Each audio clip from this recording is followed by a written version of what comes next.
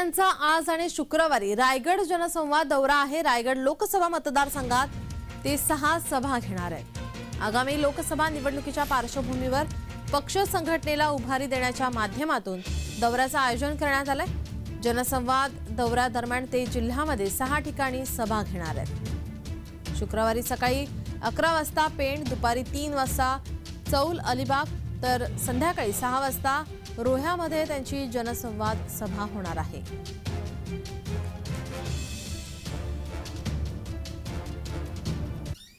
अजून लोकसभेच्या निवडणुका जाहीर झालेल्या नाहीत, परंतु रायगड लोकसभा मतदारसंघातून माझी उमेदवारी पक्षप्रमुखांनी जाहीर केलेली आहे, निश्चित केलेली आहे।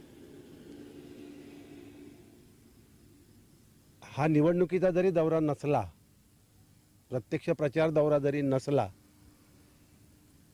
तरी एक लोकसभा महत्त्वाची आहे आणि म्हणून येऊ घातलेल्या लोकसभेच्या निवडणुकीच्या निमित्तानंच हा दौरा आहे असं म्हणायला काहीच हरकत नाही।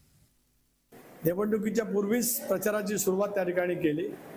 यापूर्वी कधीही उद्धव ठाकरे निवडणुकीच्या पूर्व दौरा त्यांनी कधीच केलेला नव्हता। याचा अर्थ स्पष्ट आहे, मी सकारात्मक त्यातला अर्थ काढतो की ही निवडणूक महायुतीच्या माध्यमातून लढली जात असताना महाविकास आघाडीला आणि म्हणजे प्रामुख्याने अनंत गीतेना खूप जड जाणार आहे याची जाणीव असल्यामुळेच आदरणीय उद्धव ठाकरे साहेबांनी एक सखोल दौरा त्या ठिकाणी आयोजित केला आहे।